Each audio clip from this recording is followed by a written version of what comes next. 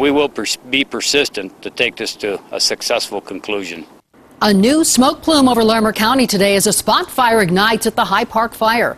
Firefighters continuing to work in shifts 24 hours a day, hoping to gain the upper hand. The burn area is still growing, now to 59,500 acres with 50% containment. And now more pre-evacuations sent out today to 95 residents. And 7 News reporter Amanda Costa is live in Fort Collins, where she's hearing about when firefighters will get a much-needed break from the fire lines. Amanda?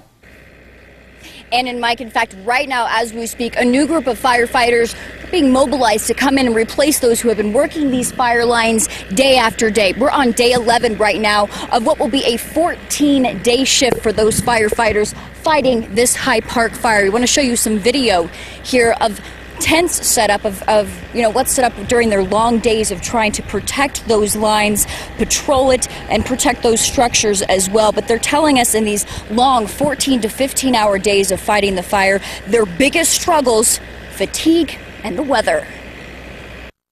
The fire did move a lot on Sunday afternoon and Sunday evening. Monday it kind of calmed down a little bit. Today obviously it's moving again. So Mother Nature's playing a big role in this. And I've always said in my 30-plus years of experience that Mother Nature puts out fires. Firefighters can steer it and protect things, but it needs to steer it around. But Mother Nature puts the fires out.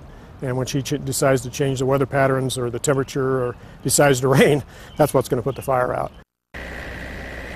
And Chief Whipper tells 7 News that this fire will burn all summer long and into the fall. We'll continue to see some of this serious smoke until we get some serious rainfall.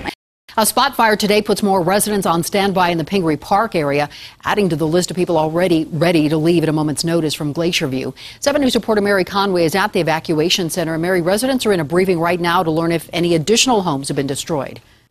Absolutely. And what we were hearing as well, you were talking about that plume that Mike was just speaking of. You can see it directly behind the Red Cross Evacuation Center.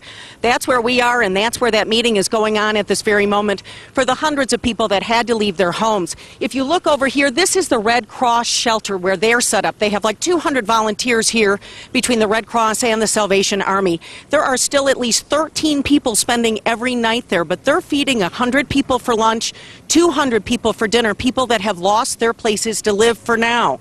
We spoke with one of them, Diane Barger. She was having her first shower in days. She had to leave on the first night of the fire. Listen to how she reacts to this.